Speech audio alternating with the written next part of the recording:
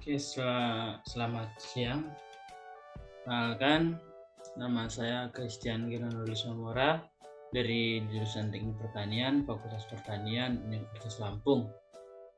Saya merupakan mahasiswa Universitas Lampung dan saya memiliki NPM 2114071039. Di sini saya akan menjelaskan untuk memenuhi tugas presentasi penjelasan materi mengenai pelumasan motor bakar. Ini merupakan tugas dari mata kuliah motor bakar. Pada kesempatan kali ini saya akan menjelaskan kurang lebih seputar pelumasan motor bakar. Oke. Kita akan memulai. Pertama, tentunya kita harus memahami pokok bahasan. Pelumasan pada motor bakar. Pokok bahasan kita ada 5. Yang pertama yaitu ada pemahaman tentang pelumasan, ada fungsi pelumasan itu sendiri, komponen-komponen dari sistem pelumasan dalam motor bakar, dan pemahaman tentang pemilihan oli. Oke, kita masuk ke dalam pokok bahasan pertama. Apa yang dilumasi dan apa yang melumasi? Tentu hal ini harus kita ketahui terlebih dahulu. Apa sih yang dilumasi dan apa yang melumasi? Yang dilumasi adalah komponen-komponen mesin seperti poros engkol dan bagian-bagian dalam silinder atau dalam mesin. Lalu ada mekanisme katup dan kelengkapannya. Ada juga gigi-gigi persneling, di mana gigi-gigi persneling ini seperti contoh gambar gear, antar gear dan gear itu gigi persneling saling berhimpitan dan itu harus diberikan pelumasan supaya memperkecil nilai gesek. Itu juga dengan piston dan tabung silinder, tabung pembakaran, ada juga dengan poros engkol dan komponen-komponen mesin lainnya seperti itu. Lalu yang melumasi, tentu kita ketahui yang melumasi itu adalah oli. Oli terbagi menjadi 2. Itu ada oli mesin dan juga ada oli samping. Tentu penggunaannya berbeda. Di mana oli samping itu digunakan untuk motor 2 tak, yang dimana oli ini bercampur dengan bahan bakar. Lalu ada oli mesin yang dimana ini digunakan di dalam mesin, khususnya dalam mesin. Dia tidak masuk ke dalam ruang pembakaran. Oke, contohnya sudah ada contohnya. Gambar di bawah ini merupakan gambar dari oli samping dan oli mesin. Tentu pemilihannya beda dan bentuk serta kekentalan serta kegunaannya dan karakteristiknya berbeda. Semua memiliki fungsi dan tujuan tertentu. Oke, lanjut. Kenapa mesin harus dilumasi? Oke. Adanya gesekan pada mesin kendaraan merupakan alasan kenapa pelumasan itu harus. Karena komponen-komponen dari motor bakar, khususnya dalam mesin itu hampir semuanya logam. Jadi jika logam ketemu dengan logam, seperti pada gambar, seperti pada background, itu gear ketemu dengan gear, itu nilai geseknya akan tinggi jika tidak ada pelumasan. Dengan tidak ada pelumasan, misalnya tidak ada pelumasan, akan terjadinya panas karena saling bergesekan antara logam dengan logam. Nah, dengan adanya pelumasan, dengan adanya oli ini memperkecil nilai gesek, yang dimana manfaatnya banyak sekali. Nanti kita akan bahas mengenai fungsi dari pelumasan. Jadi kenapa harus dilumasi? Itu supaya memperkecil nilai gesek dan merawat komponen-komponen mesin seperti itu, dan mengurangi panas dalam mesin. Jadi ada oli itu kinerja antar gear atau kinerja antar logam itu dapat lebih efisien dan lebih baik, seperti itu. Lanjut kita bahas mengenai fungsi pelumasan. Oke, fungsi pelumasan di sini ada 4 ya. Yang pertama kita bahas, yang pertama itu untuk mendinginkan komponen mesin secara langsung. Nah, secara langsung maksudnya seperti ini. Jika kita lihat dalam mesin itu ada lubang-lubang kecil di sebelah pinggir atau di sekitar tabung silinder itu ada rongga-rongga kecil. Itu merupakan rongga-rongga dari sistem pendinginan, dan ada juga rongga untuk aliran oli, di mana oli itu akan terus siklusnya terus mengalir terus ke turun lagi, naik lagi, turun naik. Jadi di dalam aliran itu akan mengalir oli. Oli itu akan menangkap panas dari mesin atau dari dalam ruang pembakaran dan akan turun ke dalam penampungan, naik lagi, turun lagi, naik lagi, turun lagi. Jadi secara langsung, maksudnya oli ini ada aliran di dalam mesin yang dimana dia harus menangkap, dia mengalir dan menangkap panas, sehingga suhu di dalam mesin, suhu mesin lah, itu kita katakan suhu mesin dapat terjaga. Jadi oli dapat membantu sistem pendinginan di dalam mesin. Oke, kita lanjut. Untuk membilas kotoran yang tertempel pada komponen mesin. Nah, ini fungsi oli sebagai pembersih ya, membilas kotoran. Jadi antar logam pasti bergesekan dan pasti akan menimbulkan kotoran. Biasanya jika di antar logam itu dia seperti serbuk pasir, tapi hitam itu. Besi pasir seperti pasir, tapi dia sering kita temukan tuh kayak seperti bulir-bulir hitam. Itu merupakan hasil dari antar gesekan, dan itu pasti ada, karena antar logam pasti, sesama logam bergesekan pasti akan menimbulkan hal tersebut. Nah, fungsi oli dia akan membilas komponen-komponen sehingga komponen itu tetap terjaga kebersihannya. Jika dibilas,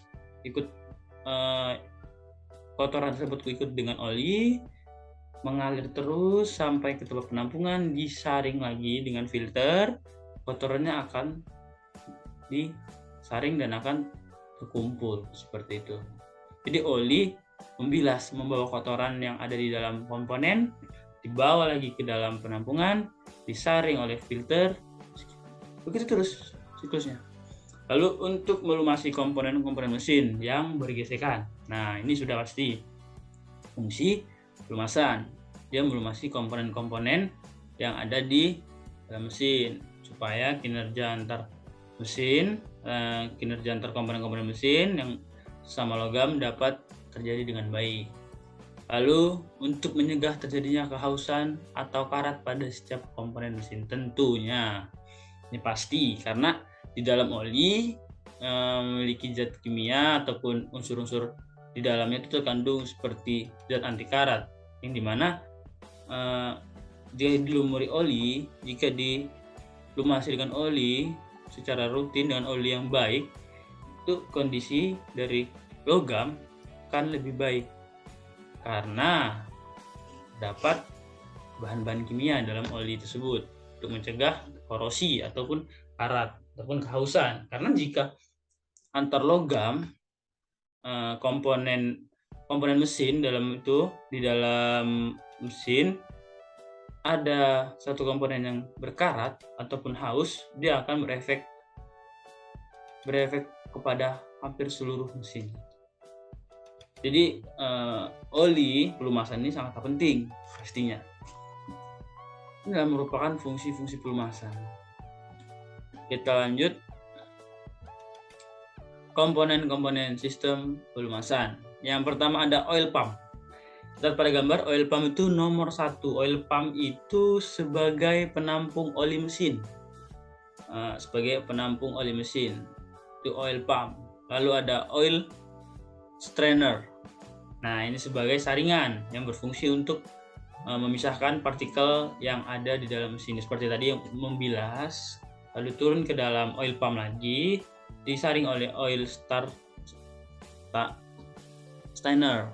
Oke, seperti itu. Lalu yang ketiga ada oil pump. Oil pump ini dia memberikan tekanan pada oli supaya oli dapat menyebar atau tersalur ke dalam komponen-komponen yang memerlukan oli gitu. Lalu ada oil stick. Oil stick ini seperti lempeng besi, seperti sedotan di lempeng besi yang ditusukkan ke dalam mesin untuk melihat bagaimana sih kondisi oli di dalam oil pump,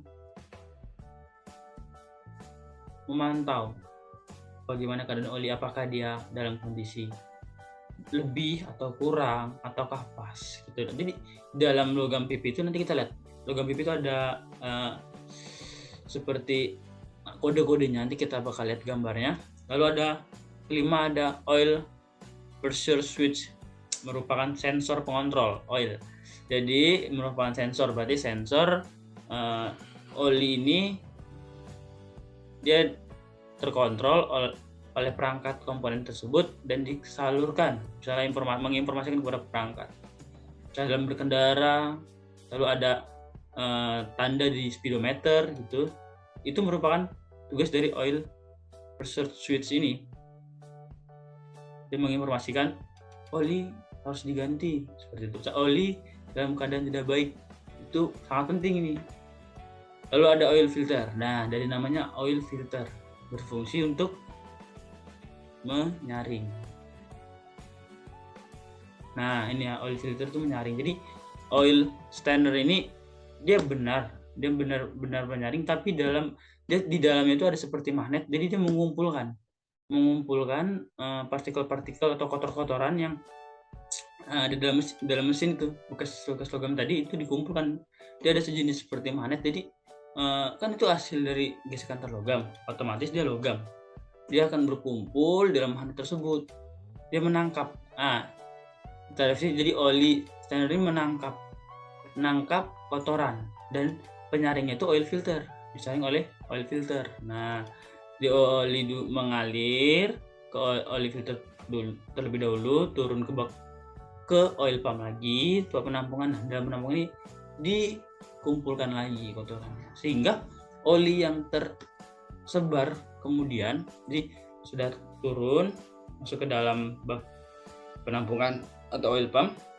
Yang tersebar itu udah merupakan oli yang baik, udah oli yang bersih lagi, turun lagi, disaring lagi, turun lagi, disaring lagi, seperti itu terus. Jadi oli yang tersebar itu bukan oli yang baik gitu, oli yang benar-benar sudah tersaring dan terkumpul kotorannya, seperti itu. Nah, ini kita akan lihat gambarnya supaya kawan-kawan dan teman-teman dapat tahu gitu.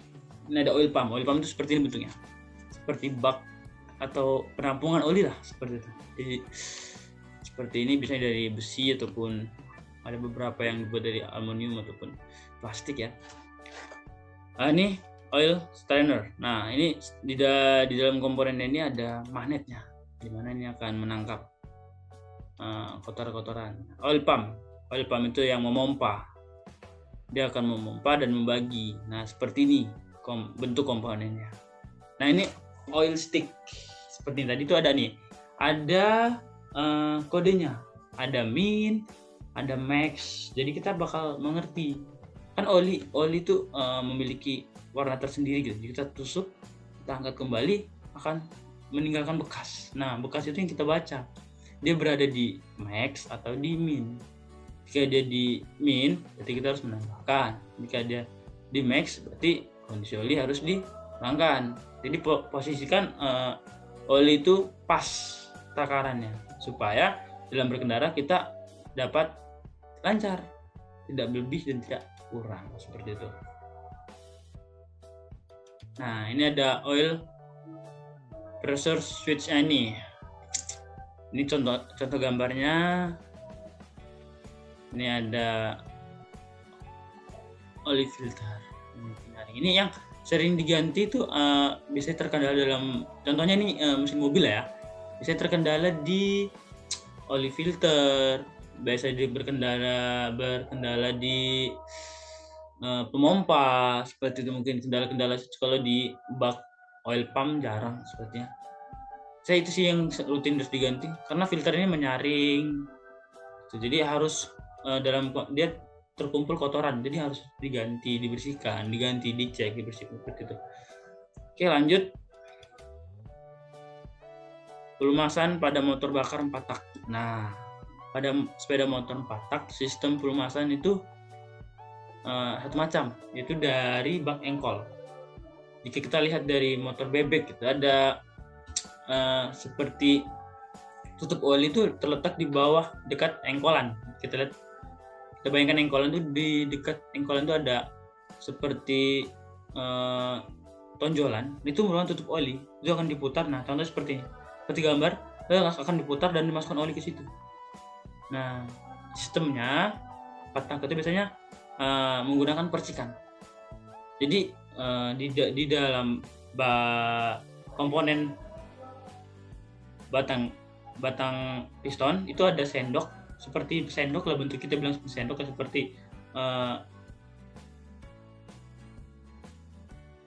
seperti tim besi kecil, itu dia akan memercikan oli. Jadi di saat piston bergerak, dia akan memercikan oli akan naik ke piston, dan untuk melumasi batang piston dan tabung silinder, supaya tentunya memperkecil nilai gesekan. Itu merupakan sistem percik. Ini kita akan ulas mengenai sistem pelumasan pada motor bakar 2 tak. Oke, 2 tak ya. Ada sistem pelumasan namanya sistem pelumasan campur, di mana bensin atau bahan bakar dicampurkan langsung dengan oli samping. Nah, sistem pelumasan dicampur langsung dengan oli samping. Jadi percampurannya itu dalam tangki. Jadi berapa liter bensin, perbandingannya berapa liter oli samping. Jadi tidak terpisah, disatukan dalam satu tangki. Itu biasanya digunakan zaman dulu motor-motor Vespa seperti Vespa jadul, bukan Vespa Matic ya, Vespa jadul dulu, zaman dulu itu seperti itu. Lalu ada sistem pelumasan auto loop. Nah, auto loop ini dia sama menggunakan oli samping, tetapi ada wadahnya dan ada pompa oli. Nah, contohnya seperti pada motor King nih, di bawah jok tersebut ada wadah oli kuning. Nah, ini oli sampingnya. Lalu oli samping ini akan dipompakan masuk ke dalam ruang pembakaran. Jadi antara oli samping dan bahan bakar terpisah tempatnya, dan masuknya juga maksudnya tidak bareng, tidak bersama. Jadi masuknya sama dalam satu aliran, tapi beda pengontrolnya. Jadi jika bensin langsung melalui karbu, oli samping itu dipompakan dengan pompa oli langsung, seperti itu. Jadi percampurannya tidak langsung, dia ada wadah tersendiri, wadah untuk oli samping dan wadah sin atau tangki, seperti itu. Itu merupakan pelumasan auto loop. Itu bisa digunakan pada motor-motor King. Ada yang tahu di sini motor King ya, seperti ini. Contohnya seperti ini motor King. Nah, ini penggunaan oli samping seperti ini lebih efisien. Kenapa lebih efisien? Karena tepat gitu. Pembagian olinya tepat, pas gitu. Jadi secara gambarnya lebih irit. Seperti itu. Lanjut. Lalu ada sistem pelumasan percik. Sistem pelumasan percik yang tadi seperti yang kita bahas itu banyak penerapannya di motor-motor bebek ya. Nah, seperti itu tadi ya, oli akan dipercikan ke atas, dipercikan ke atas, seperti itu terus-menerus. Lanjut, pelumasan pada motor bakar diesel. Nah, jika dalam motor bakar diesel itu ada sistem pelumasan tekan. minyak pelumasan dalam karter atau penampungan itu akan dihisap dan ditekan ke dalam bagian-bagian yang dilumasi dengan menggunakan pompa oli. Nah, pompa oli ini akan membagi. Sistem pelumasan ini sangat cocok dan untuk melumasi bagian-bagian mesin yang sangat presisi. Jadi penggunaan ini merupakan penggunaan yang efisien dan tepat bagiannya. Jadi komponen semua terlumasi. Jadi aliran minyak pelumasan itu tergantung jumlah putaran mesin. Dikarenakan pompa oli diputar oleh mesin sistem pelumasan tersebut. Biasanya digunakan pada motor 4 tak diesel dan memiliki kelebihan pelumasannya merata. Tentunya pelumasannya merata dan teratur karena dia dikontrol oleh pompa oli. Pembagiannya sangat jelas dan merata. Jika telah melumasi, tentunya akan kembali lagi ke penampungan. Seperti tadi sudah dijelaskan, jika dia melumasi akan turun ke penampungan lagi, disaring lagi, dibersihkan lagi, dibagi lagi, seperti itu terus menerus. Nah, pemahaman tentang oli seperti sini ya. Standar oli pelumasan ada SAE, Social of Automotive Engineering. Nah, klasifikasi pelumasan mesin menurut tingkat kekentalannya atau viskositasnya pada temperatur di atas 100 derajat Celcius dan di bawah 0 derajat Celcius. Standar ini digolongkan ke dalam oli single grade dan multigrade. Nah, single grade itu contohnya seperti SAE 30. Jika multigrade itu SAE 10W-30. Jadi ada angka setelah W. Itu multigrade. Contohnya SAE 15W-40. SAE itu panjangan dari Social of Automotive Engineering. W-nya itu merupakan winter. 15-nya itu kekentalan oli, 15 pada suhu dingin, dan kekentalan oli, angka min itu kekentalan oli pada suhu panas. Jadi 15W itu menunjukkan kekentalan dari oli tersebut. Oke, lanjut kita bahas. Nah, ada API, Amerika Petroleum Institute. Nah, klasifikasi pelumasan berdasarkan konstruksi atau jenis mesin atau peruntukannya. Mesin bensin itu diawali dengan kode S dan mesin diesel diawali dengan kode C. Nah, contohnya seperti ini. Ada kode A, PI, SL. Berarti peruntukannya untuk motor bakar bensin. Jika dia A, PI, C, H dengan kode C, itu berarti peruntukannya untuk bahan bakar diesel. Itu pemilihannya harus penting. Dia tidak boleh asal-asal memilih oli karena ada peruntukannya dan ada tingkat kekentalannya. Seperti itu. Lanjut kita bahas. Nah, ada JASO, Japan Automobile Standard Organization. Nah, klasifikasi pelumasan berdasarkan sifat gesekannya digolongkan ke dalam dua, yaitu ada JASO MA dan JASO MB. Jadi kode ini digunakan khusus untuk motor, mobil tidak ada, khusus untuk motor bakar, letak 4 tak biasanya. Seperti itu. JASO MA itu kopling basah, berarti kopling terendam oleh oli. Contohnya untuk motor-motor bebek dan motor-motor sport seperti Revo, Suprafit, CBR, Kawasaki, seperti itu. Lalu ada JASO MB, itu kopling untuk motor-motor metik. Jadi ada kodenya, seperti pada gambar di lingkaran merah ini ada kode MB. MB berarti untuk motor metik. Lalu ada MA, itu ada peruntukannya untuk motor-motor manual, motor gigi, bisa disebut motor gigi, dan motor sport, motor kopling, seperti itu. Ya, terima kasih. Mungkin sekian penjelasan dari saya. Terima jika ada salah kata ataupun kurang